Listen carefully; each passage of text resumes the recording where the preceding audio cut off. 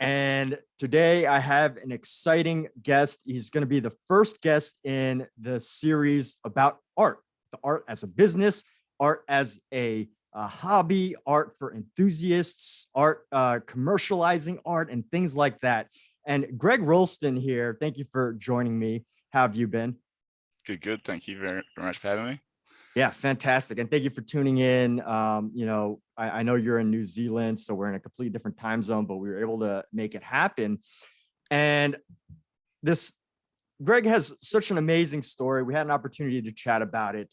And one thing that I really love about this idea of, overcoming anxiety and following your dream is that there's so much in the art space that I found where, a lot of people just don't feel comfortable, sharing their art, or like, they have these beliefs about what life is supposed to look like in terms of having a job. And like, they have this fear of pursuing art and everything. And I think you've got some amazing stories and amazing things that you've overcome that help to move you in the direction of following your dream, pursuing art, and all of that. So, you have some great things to share. I mean, just to get started, like, can you talk a little bit about, what was maybe one of the, just starting off, like, what were some of the main challenges that, like, that you had to overcome before you even decided to want to pursue art? So I mean, for me, it's been like a bit of a lifelong dream sort of thing. So to give you my art origin story, I guess. So I grew up in a suburb of Wellington called Karori, and we had it's like a valley on top of a hill, and so our TV reception was a bit spotty, and we didn't get TV3. And TV3 is the channel that were broadcasting the Teenage Mutant Ninja Turtles back in when it first came out. So all my classmates are sitting there drawing Ninja Turtles, and I'm like, what is this? This is blowing my mind. And so I started copying their drawings or whatever, not actually have you ever seen the show, and then seeing the show and being like, oh wow, these guys didn't know how to draw Ninja Turtles. I've been drawing totally the wrong thing. And then that is kind of from ever since then, being like 8 years old, like wanted to be into art. And so it's always just been burning at the back of my mind, like high school, I was spent my evenings talking to girlfriends, drawing comic book characters. It's just been part of my life, the whole time. Yeah, great. Hey, so how'd that turn out? I mean, like, talking to girlfriends about your interests in comics and all of that. Like, you seem a little bit older than me, but like, Yeah. during that time, was it as like compelling of a career as it is today? Because digital art has completely changed the game. So Yeah, I mean, I was born and I grew up in the 80s, 90s. So like Spawn and Todd McFarlane and the Image comic stuff was huge for me. These guys breaking away from Marvel and coming up with this new sort of gritty style, these anti-heroes.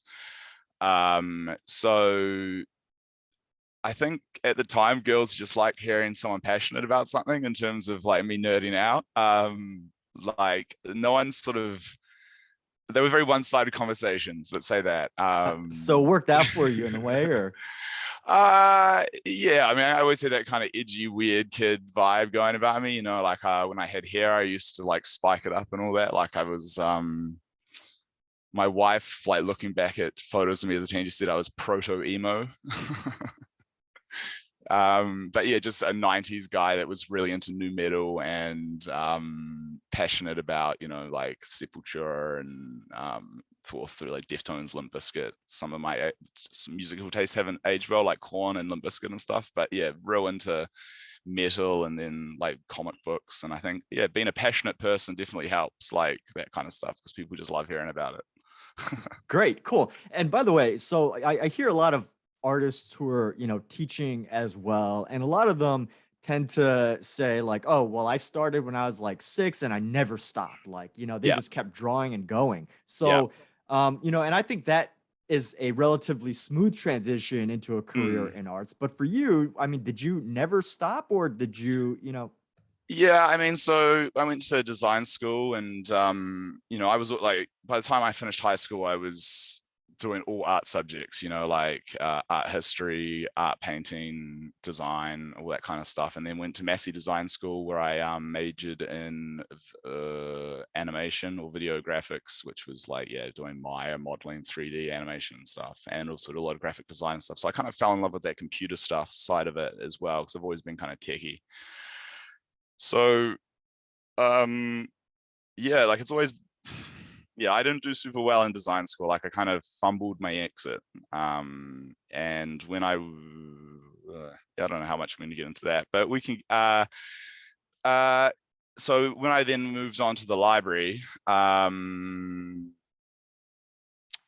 I was working in an office environment as a photographer. I've jumped around a lot here. And I was always drawing in the margins of my book. Like I was that guy that like, I'd go to a meeting and I would like, you'd look down and there'd be no notes. It'd just be pictures of robots and random stuff. So even when I wasn't working specifically in an art field, I've always been just noodling around with a biro. Like for the past 30, no, sorry, not 30 years, maybe 20 years, if I thought about how long I'd spent drawing with any particular medium, as much as I've been like smashing art for the past year,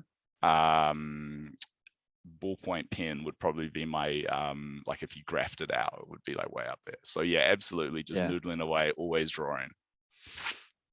So feel free to ask about, I just skipped ahead a lot of my life and stuff there, so we can jump back. Yeah, hey, totally. I mean, thanks for the quick bio, you know. I mean, there's a lot to capture in what sounds like at least a decade or two. So that was a great summary. Now, one of the big things that you did share was this idea of overcoming anxiety and like following the dream. So, was the dream just to be an artist, or, was the dream to like, how would you describe that? Just to be a comic book artist? Or? Yeah. So when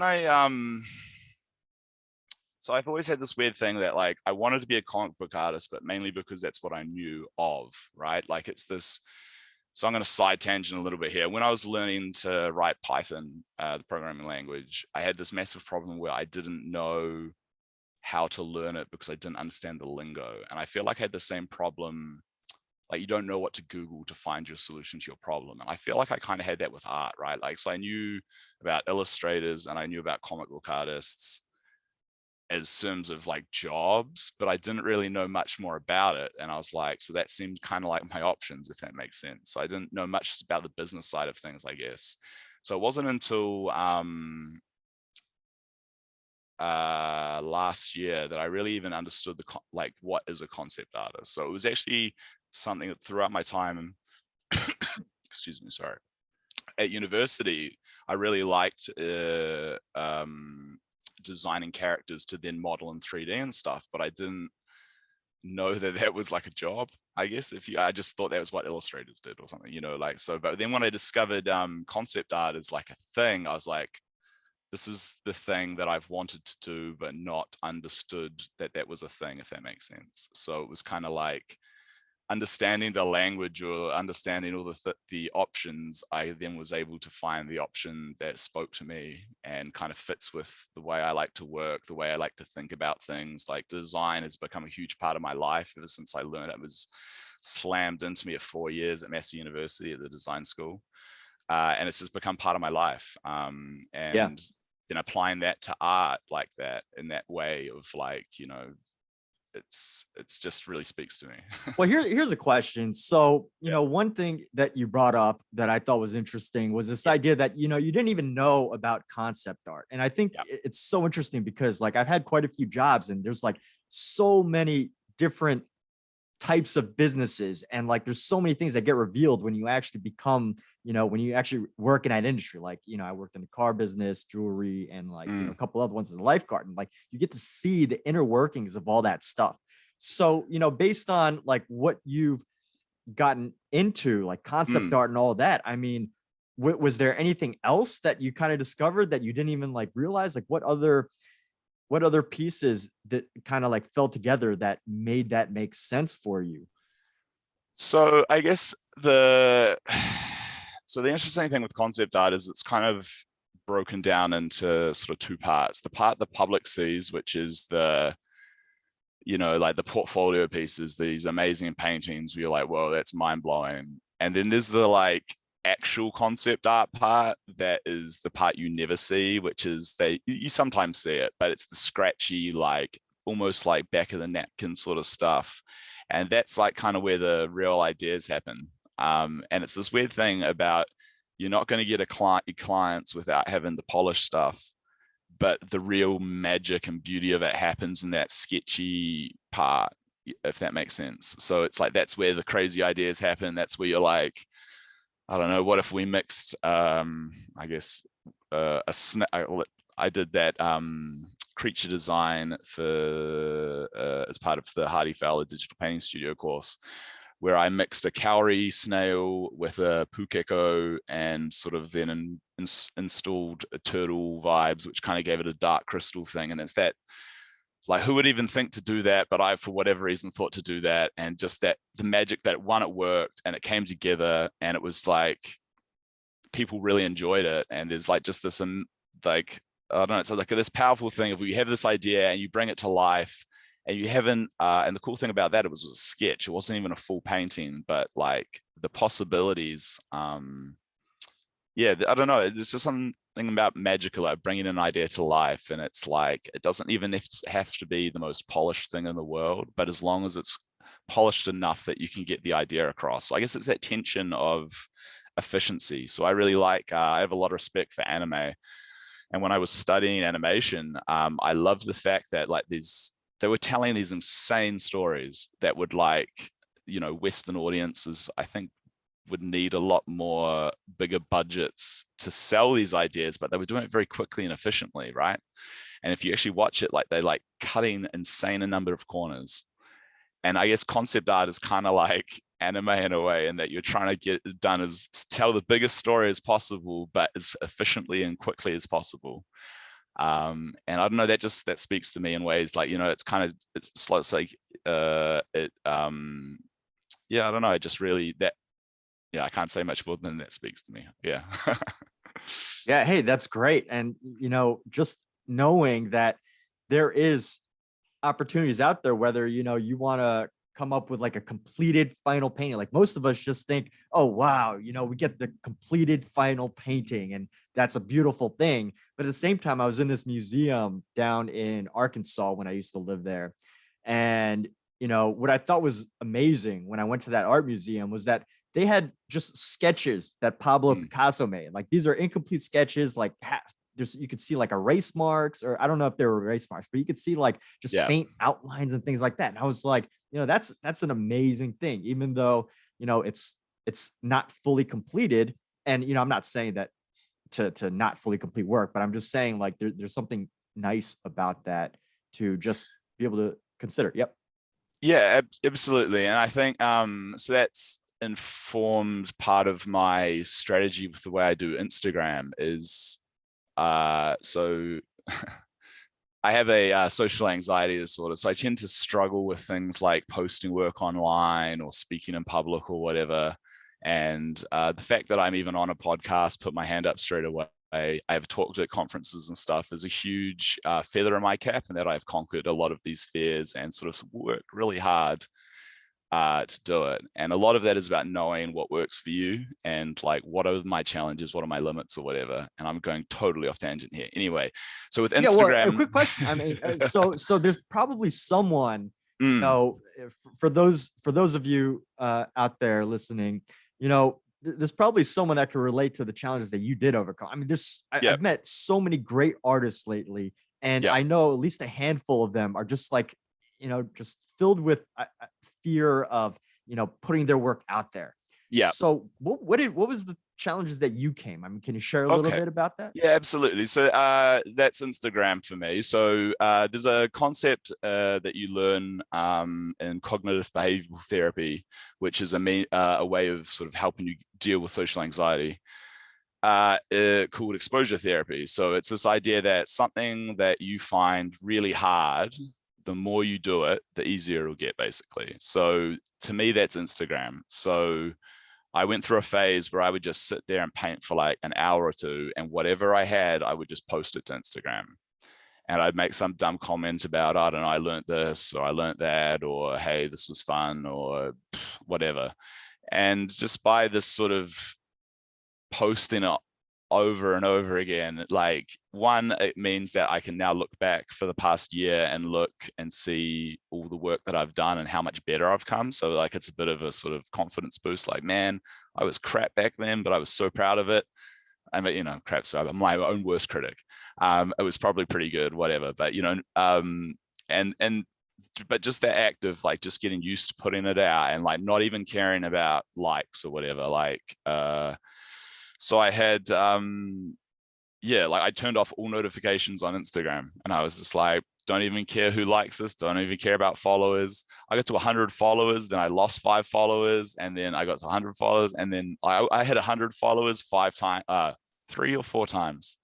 But like, I took that as like, man, Instagram is weird, not personally, I guess, is the thing. So it's like, if you think Instagram is your life or whatever, then it becomes a problem. But if you're using it as a like tool to just, it's basically my sketchbook, I guess is what I'm trying to say, and using it as a means to just get used to putting myself out there. And some of the comments, and when some random guy finds you and he comments like, whoa, this is amazing, like that, it's a great feeling. But at the same time, I'm not chasing that. That's just like a nice little bonus. So I guess that would be my strategy for getting over that. Like, you just kind of have to do it. So for me now, the challenge is ArtStation. So I feel a lot of like ArtStation, that's the serious business. And that's where I'm going to get my work. I'm under no illusion that I'll get work through Instagram. That's like, that's just me messing around and following my heroes and learning from other people and just sharing, hey, this is what I do. But at the same time, using it as a bit of a tool just to get over my shit. Sorry, swore. Yeah. Hey, that's great. So, in a way, I mean, Instagram is, as you described, your sketchbook, so would you say that like, the idea of posting on Instagram, because like, you didn't really like, what was it that helped you actually decide to make the post? Like, is it just the idea that there's so many people on there, or? So I've always hated Instagram kind of as a platform. Like, I've never wanted to be on it, to be honest. I don't like the impact it has on like teenage women, for example, like sort of that kind of stuff. And that I think it's kind of weirdly negative in that respect in terms of body image. And anyway, I don't want to get into that. Not a fan anyway. So I've always used Instagram in very targeted ways. So when I was really into drone racing, like, I don't know if you're familiar with first person drone racing, where you're wearing the goggles and flying the drone. I've heard about it. Yeah. Yeah. I was real into that for, I don't know, like 3 or 4 years. And so I had a drone racing Instagram account where I'd like post gear shots and, use it to follow the drone pilots and stuff.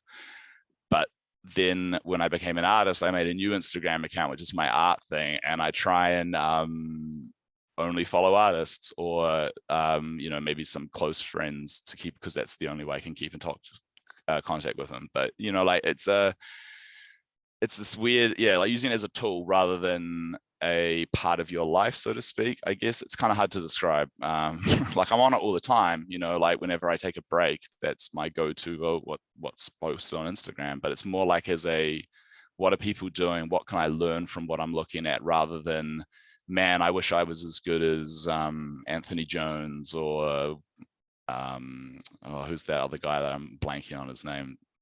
Anyway, like, I have heroes on, it's like, yeah, follow your heroes, learn something, but also just, put it out there, just get used to putting it out there, just whatever, because it's kind of crap. The algorithm is rubbish. It's hard to find followers. Like, it's just bad, and just don't take it too seriously, I guess is what my attitude.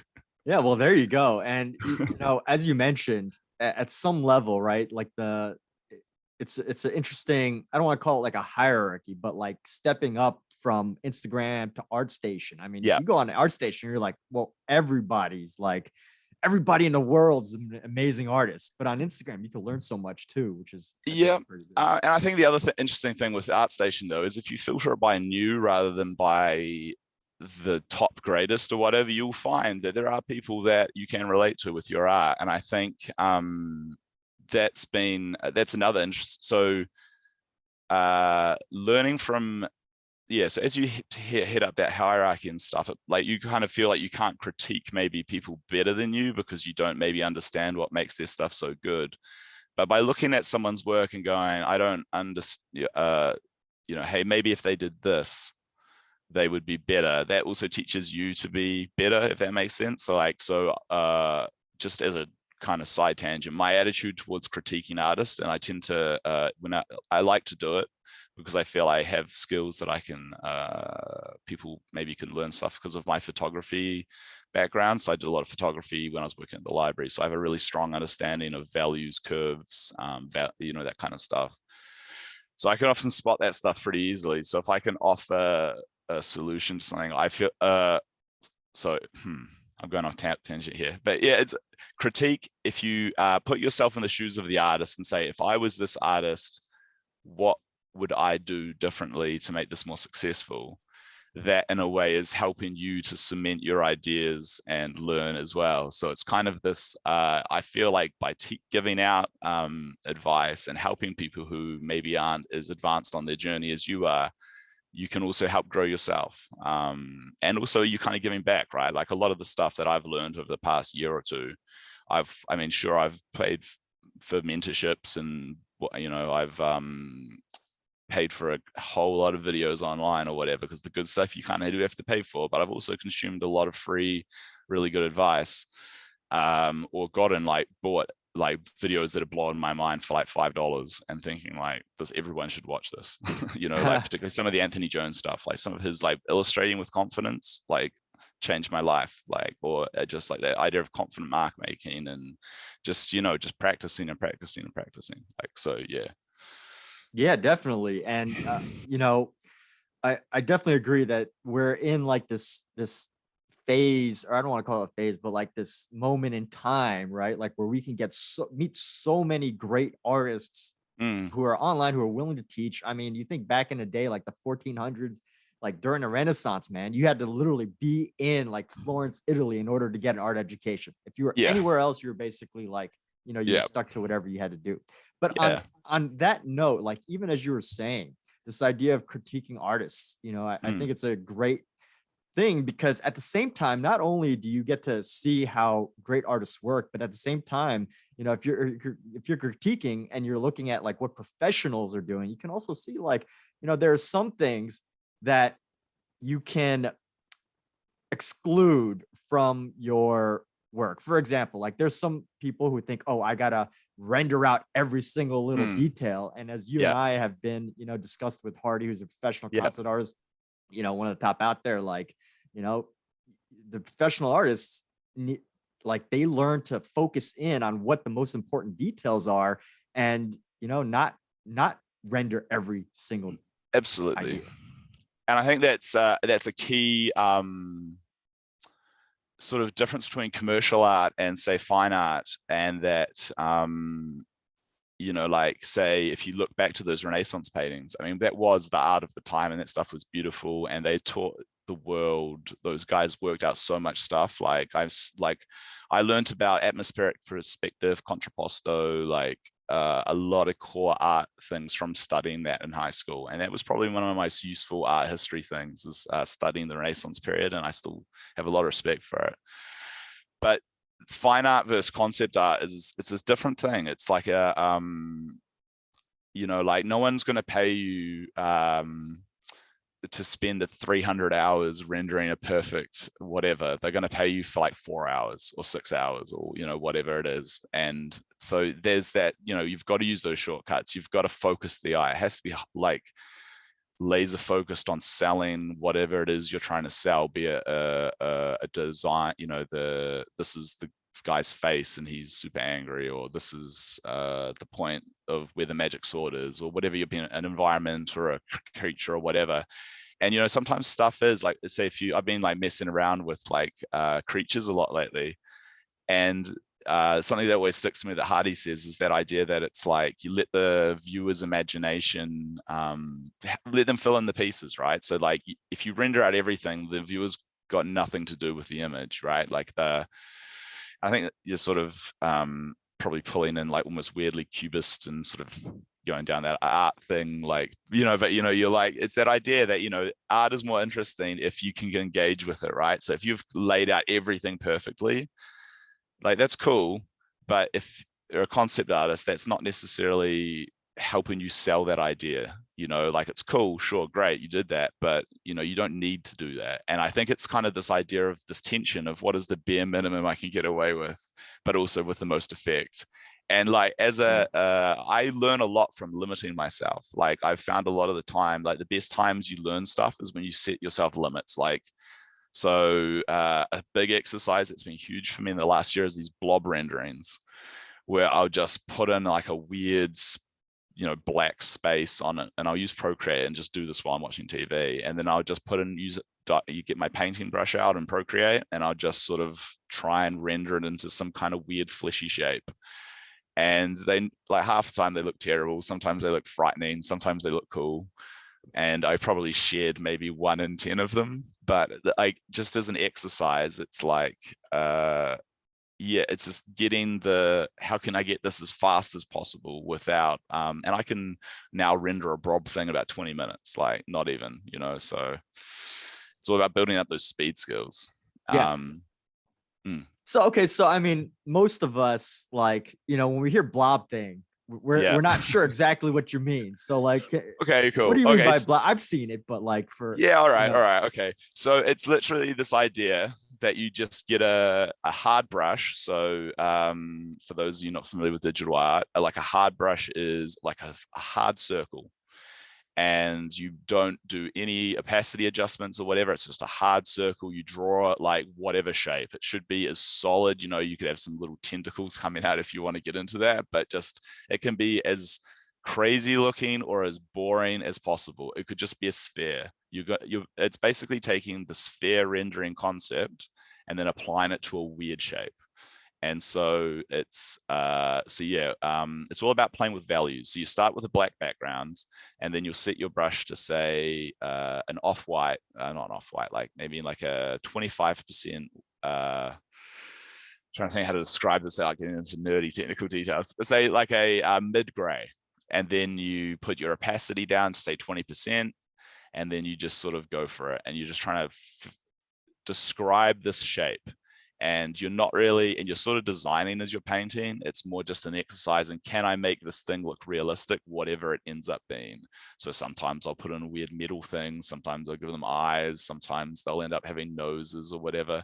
But it's about practicing working quickly. It's about learning, like, skin or describing round things is like a really key part. Like, Hardy talks a lot about edge control.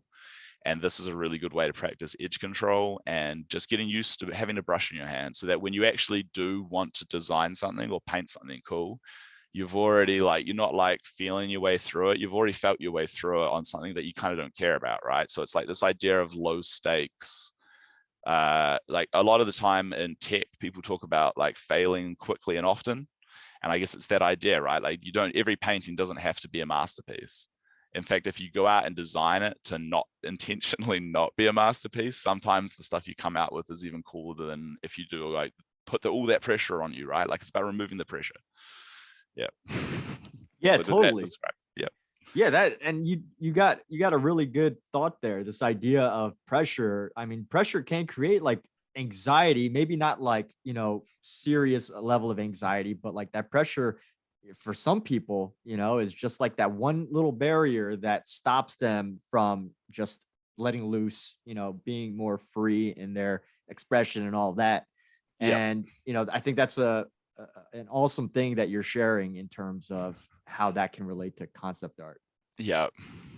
So with that said, I mean, you've been in art for a little while now. I mean, you've been interested in like comic books and stuff, and what I could see you on video. Like, some people would be listening in audio, but there's a cat there, which seems a ton of fun. It's my cat Riggins. Yeah.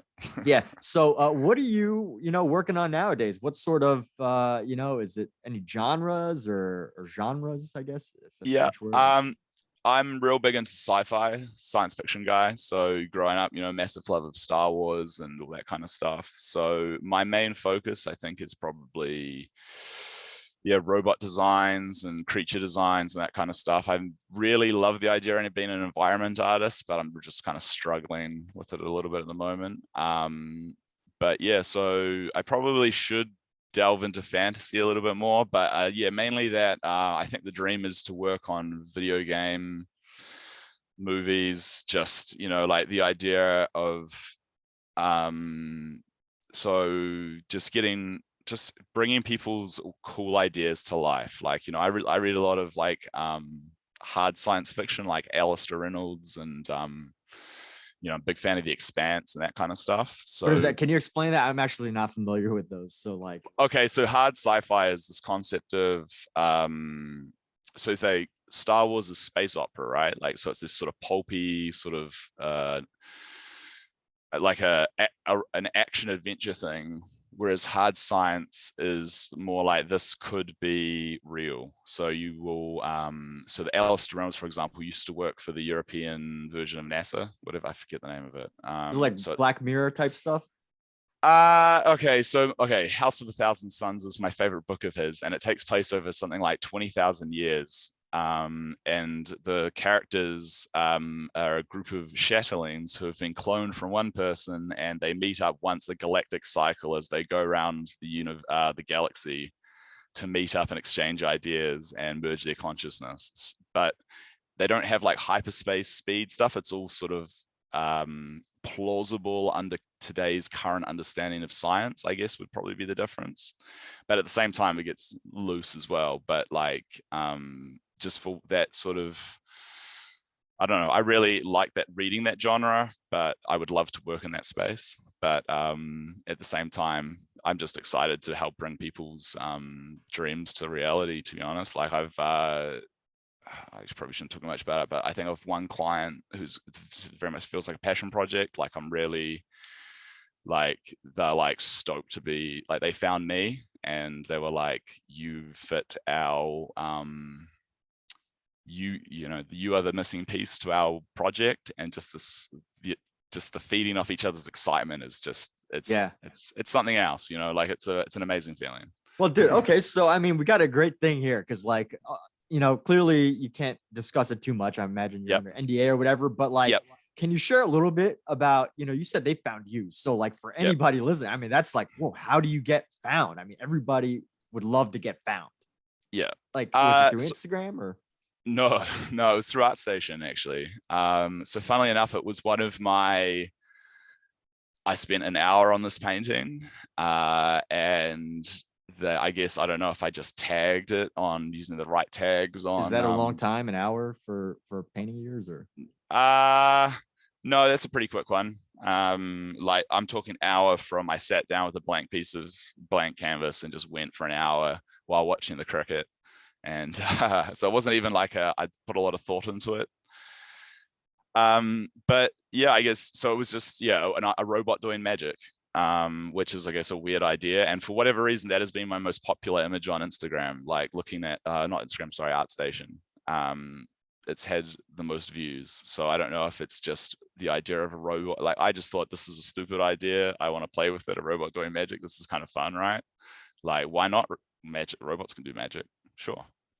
And so he found that image, and then he just went through and was like, whoa, this guy's rad, like let's talk to him. So I guess it's, so put your stuff up on places like ArtStation, where people who are gonna look for stuff will look for it. Like, don't necessarily think when you put it up and you get no views or no likes or whatever, like that's not necessarily what ArtStation's for. Like I think it does have that functionality, but it's also a place that art directors and project directors and people in the business are going to go to looking for things. And if you have something kind of unique and weird, like a robot doing magic, for example, which, who knows, maybe someone's going to find that and go, you know what, this guy's got something interesting to say or to show, or maybe we could work together. So yeah, I guess the thing is, you don't know what's going to speak to people. So if you have some rando idea and you spend an hour like trying to like visualize it, like, even if it's not the best painting in the world, if you've sold the idea of a robot doing magic well, and I honestly, it's a little bit embarrassing, the painting, it's not that great. And it's been scratching my head for a while, like, why do people keep liking this? Yeah. Well, So yeah. well, wait. So, quick question. I mean, so like, just thinking about the idea of like marketing on Instagram. I mean, you were found. I know ArtStation, you can like do different tags and stuff Yep. like that, and like put up different software that you Yep. use. So, since it was found, I mean, what do you think it was that? I mean, did you use tags or did you just literally just upload the photo and that was it? I mean, this is some good stuff here. You know what? I have to sort of do a bit of a breakdown on that. Like, I have gone through phases of carefully trying to do everything on ArtStation, or I taught a bunch of 10-year-olds Procreate, painting and Procreate for a friend. I did like, it was almost like a mini, almost like concept art boot camp for 10-year-olds in Procreate. It was kind of fun. But so I just like dumped all of those up on ArtStation, and those haven't got very many views, but I think this one was put up in during my phase of going like lots of tags and really well thought out. Or actually no, it wasn't that well thought out now that I think about it, because the comment or the description was, I did this while I was watching cricket. So I have no idea, to be honest. Like, I have to go back and look, but is it just because I had this weird idea of a robot doing magic, or was it there's something else? I'm not sure. Well, hey, I mean, I Yeah. can't name too many. I can name plenty of artists that just do characters that can do Yeah. great looking characters all day. But you're the only person I can name right now who is an artist who does robots who do magic. So I think there's a very interesting idea there. And Yeah. if you were to go down like that road, I mean, can you come up with more robots that do magic? I mean, that's just such an interesting thing. I mean, like, actually, it was a series of paintings that were kind of a phase, I guess, I went through where there's about 5 or 6 of them, to be honest. But for this one that I did was a guy like holding his hand up with fire coming off it. And it was like me playing around with the special effects brushes and Procreate. So it wasn't even like really well rendered fire or anything. Like, I could do it if I did in fact, I should probably recreate it now, like just to sort of as a test of how far have I come in a year. Like, I actually am a big fan of that kind of stuff. Yeah, so yeah, maybe I will actually. That's actually, don't hold me to it, but I might do that. Yeah, hey, and we'll definitely share that in the description with all of this, anything that you want. Yeah. But dude, that's so cool. I'm so glad that you were able to find something. You went from just barely feeling comfortable posting stuff on Instagram Yeah. to finally, literally, I mean, like just getting discovered. I mean, most people think that getting discovered is like, oh, someone finds you in a store, you get put in a movie, and suddenly you're a big shot. But like, I think these discoveries, like the real ones, tend to happen little by little, and then you start building on top of that. Yeah, absolutely. And I think it's the more you put yourself out there, it's just put it on blast, see what's happened. So my strategy going forward, I think, with that stuff is to sort of my next step in my career will definitely be to start like cold calling people, sending out stuff saying, hey, trying to find some more long-term clients. But you never know where these ones going to come. Some guy who's got some rando idea, as long as he's willing to pay you for your time and respect you in that way, who knows where it's going to come. I think it's an exciting thing. But yeah, I think just like there's something to be said for putting yourself out there, no matter how good it is, even if it's to build confidence, ask for help, like if you are struggling with your art and you say in somewhere like ArtStation, like, hey, you guys, do you have any thoughts or critique? Welcome. Or, someone will probably come and help you, like if you're willing to listen. Like, I love teaching people this stuff. Like, it's something like, the best thing you can ever do is teach someone to blow their own mind, right? Like, when you go, hey, try this trick, and they go, oh my God, that like saved my thing or whatever. Like, that's a great feeling, right? Passing that on to someone and helping people get it, right? Like, there's like so much with this art stuff is sort of, I don't know, like vague and wishy-washy, and people talk about values or tones or whatever. And you're like, yeah, I get that, black to white, but like, cool, where like, and these mid-tones are really important, but like, what does that mean? But then it's kind of one of those things that's real hard to explain, or maybe it's not, but like, it took me a long time to sort of, well, I mean, I felt like I understood it, but actually implementing some of this stuff is quite hard. Like, there's this weird sort of it's like your hand can do one thing and your mind can do the other, and sort of bringing them together, it's kind of this kind of, I don't know, it's beautiful thing. Yeah, definitely. And as you've mentioned, like, you know, the whole idea of digital art too, as well, adds like a whole different type of information, because you have to know, like, there's so many different tools that can be added on from just like a Photoshop or something.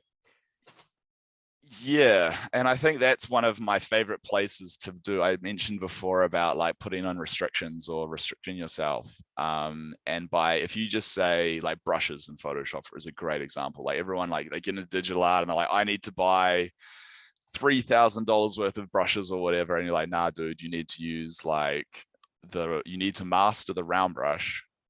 And then once you've done that, like then you probably want to start doing it. But there's that excitement, right? Like, oh my, what can I do? I can do so many different things, and it's overwhelming. I mean, I've used Photoshop for graphic design, photography, heritage imaging, and imaging analysis.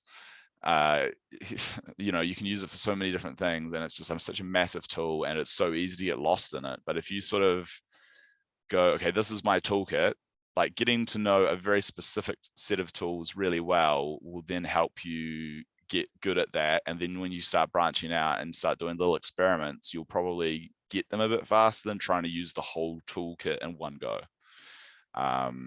So yeah, it's a bit rambly, but hopefully that's sounds good. Yeah, and that is really helpful, because I jumped into this probably, well, in the past year, in terms of digital art, just playing with Photoshop. And like one of the most difficult things that I found personally was literally just, watching people do great trainings, right? Like, as you mentioned, there's people on YouTube and all that give amazing free lessons, but it's like following that and not knowing like what to click, what button they pressed, like, Yeah. is one of it was such a big hurdle at the beginning.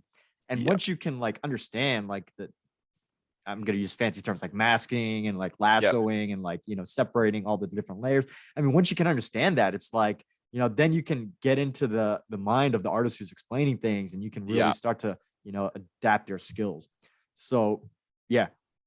I mean, and I think that's a great sort of story or example of that, sort of being back to when I was talking about when I learned Python, is that you don't know what you don't know, like it's this, I mean, the thing that stuck out the most when I was teaching these kids Procreate was they didn't understand the concept of a canvas. Like I didn't explain a canvas, but they just started trying to draw on the edges, and they were like, why can't I draw here? And I was like, well, that's not the page.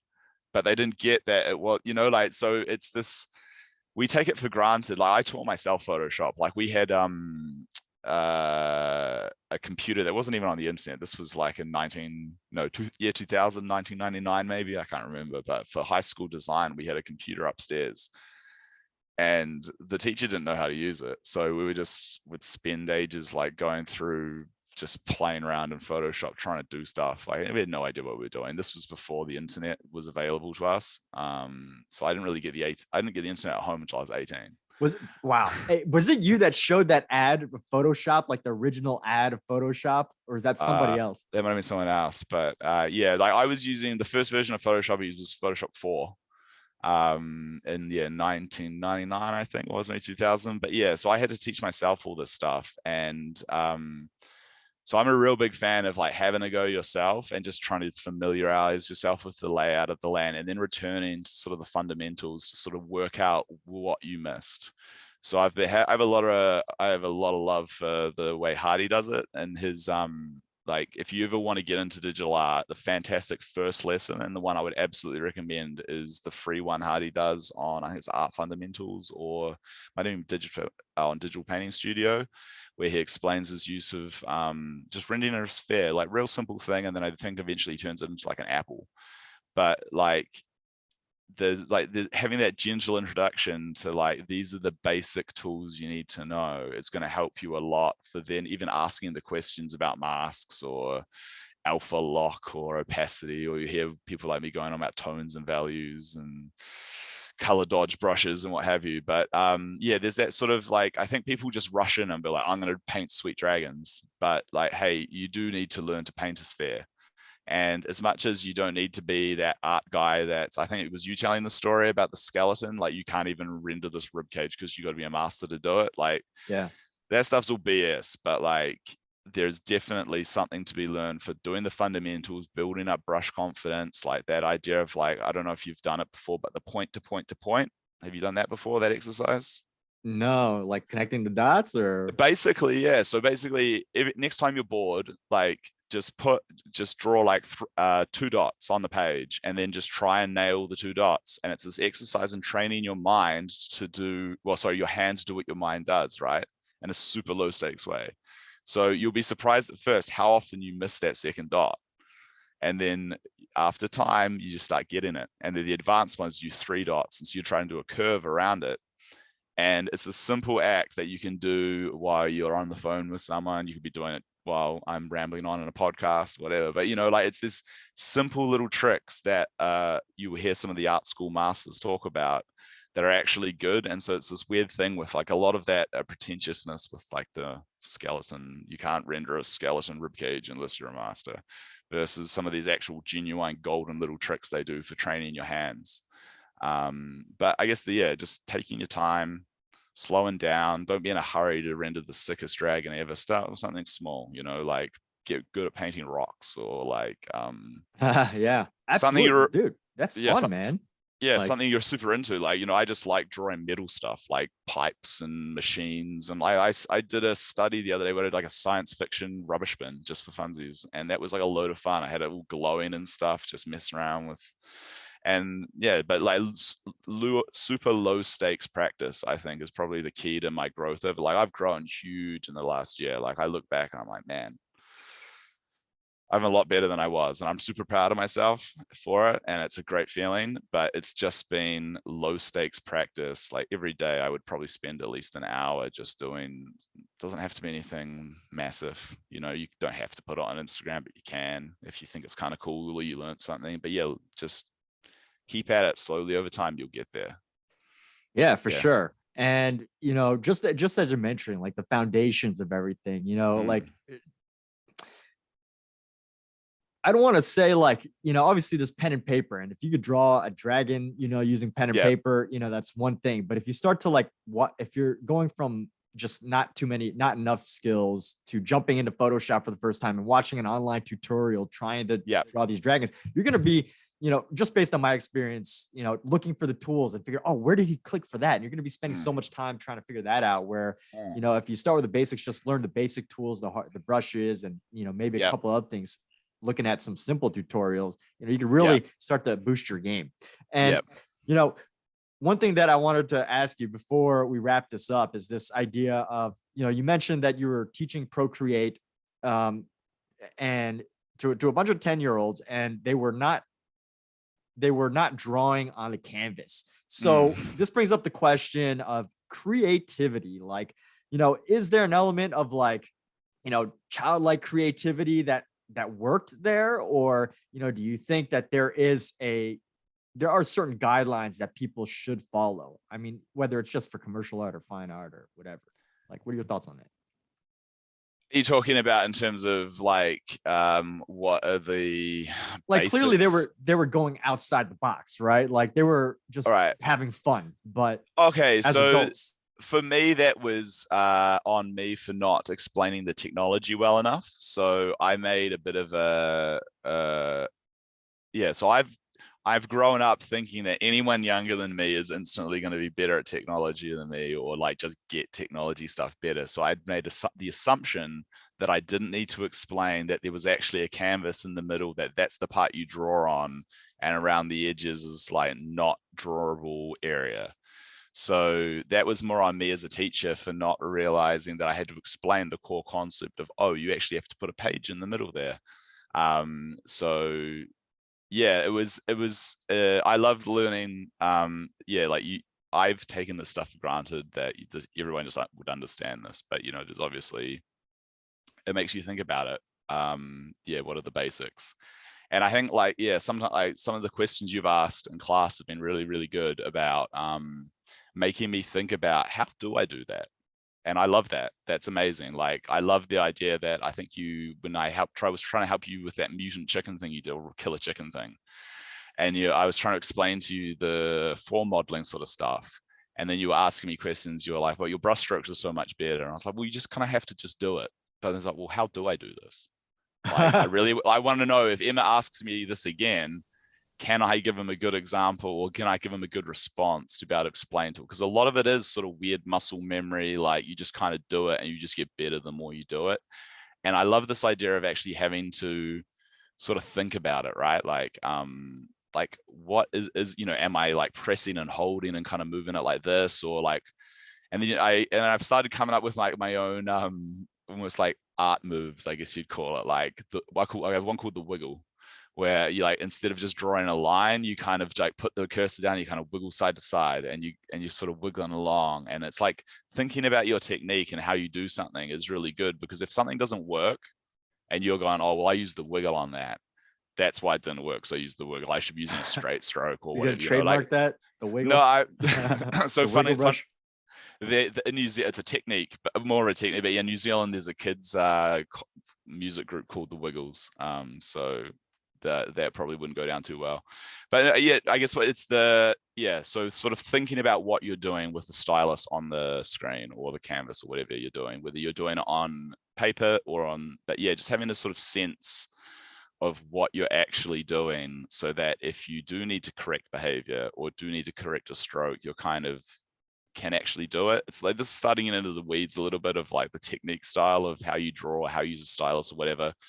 Like another thing that I do a lot is, so in the lead up to when I was getting married, I got really bad like hand pains, like sort of from, you know, and on reflection, it was probably from the stress. But you know, like I was like off work, getting dosed up on drugs because of how bad the pain was and stuff.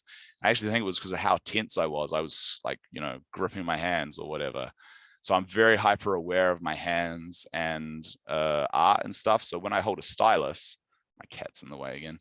I like to you gonna have video on this, yeah, I don't know if you can see it, but I still like to hide it as like as loose as possible. So if you can kind of see me, like I almost want it to move, right? So like, I don't know if you play the guitar, but there's this idea when you hold the pick that you sort of just it's like this idea that you hold the pick as loosely as possible without holding it too tight. Like you don't, like the harder you hold it, the worse it's going to sound, because it's kind of like you can anyway. But yeah, it's like so the violin. You hold the stick very loosely. Yeah. Yep. I think it's a music thing. I don't know. I kind of again taught myself to play the guitar a few years back, with some help from a guy I was working with.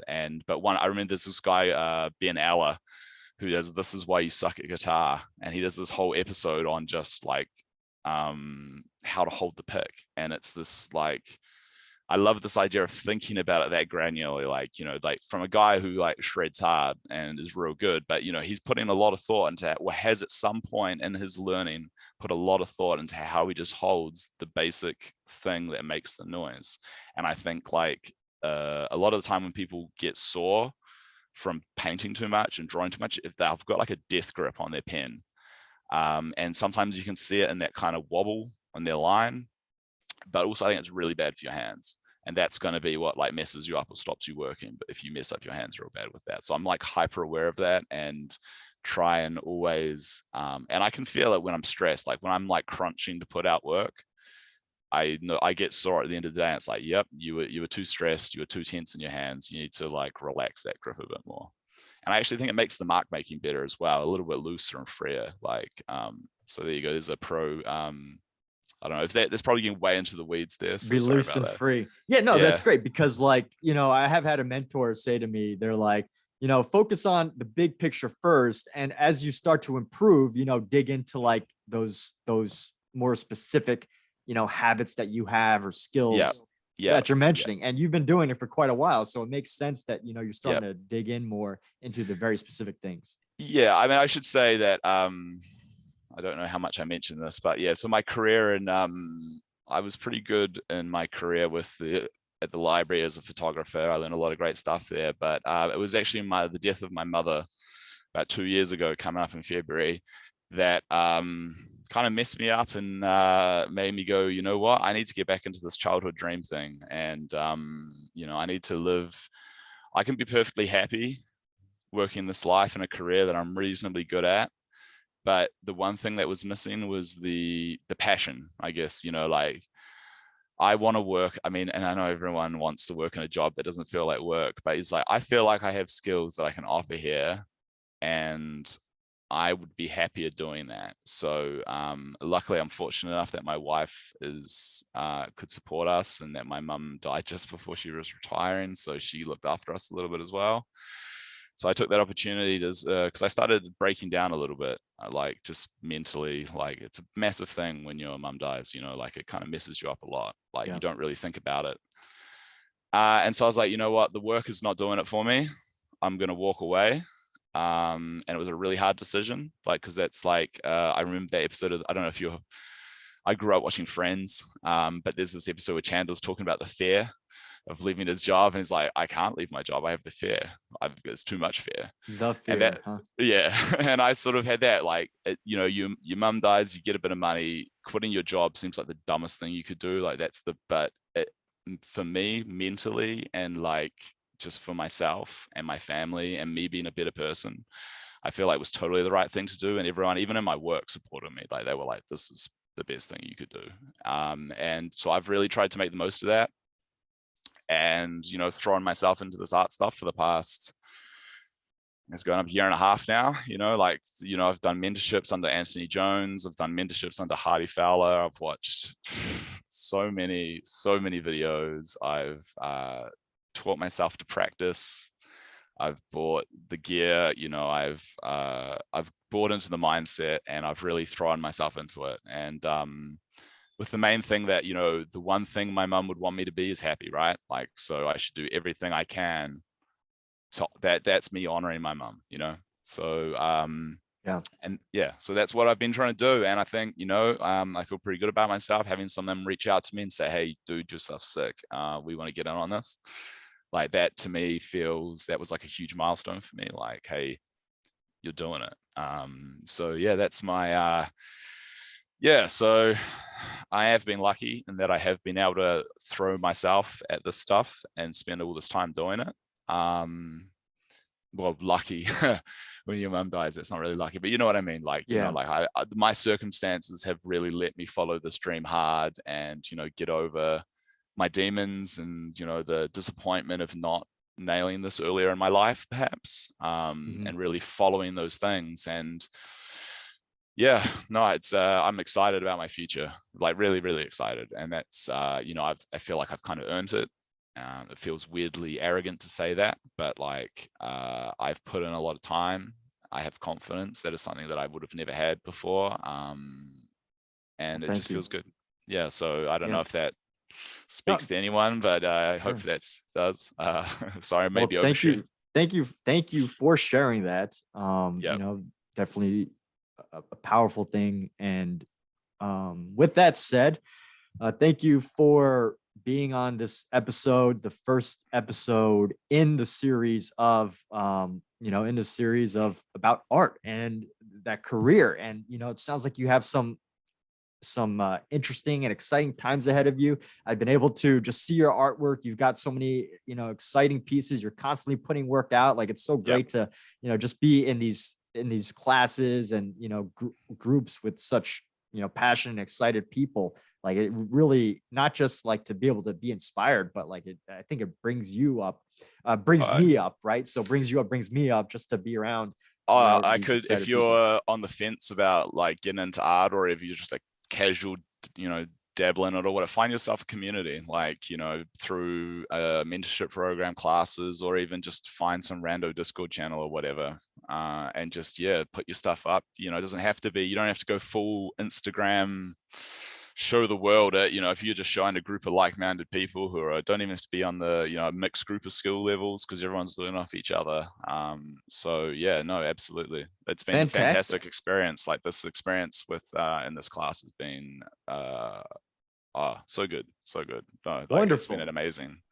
Yeah, great. So you know, if you're looking for somebody with skills that can create robots with magical robots, or, you know, do concept art and characters and all of that, Greig Roulston, you know, what's the best way to reach you? Should they go on your Instagram, or should they go on your ArtStation? Yeah, so probably ArtStations where all my polished work is. So I like to keep that sort of more like, that's my higher tier stuff, is ArtStation. So I guess you just like search for Greig Roulston with my weird spelling, which hopefully you'll put in the postcard description. Yeah, absolutely. Yeah, my mum wanted me to be different. So instead of Greg, G-R-E-G, it's G-R-E-I-G. And then my last name's spelled different from every other Roulston apparently as well. So good times. And then, yeah, on Instagram, I'm Don't Forget the I, which is a hilarious play on my name. But it's I-E-Y-E instead of I. Oh, I get it. Okay. Yeah. Because it's spelled, don't forget the I, like eyeball, but the Yeah. I. Yeah. Okay, that's cool. Hey, Yeah. I like that. That's Yeah. tying it all That's together. Okay. yeah. That's my hilarious sense of humor going right there. Yeah. Cool. I have found yeah. Anyway, so hopefully that was inspiring for someone. I don't know, like I've really enjoyed chatting with you, Emmett. It's been great. Yeah. Yeah. Well, thanks for being here, and thank you for listening.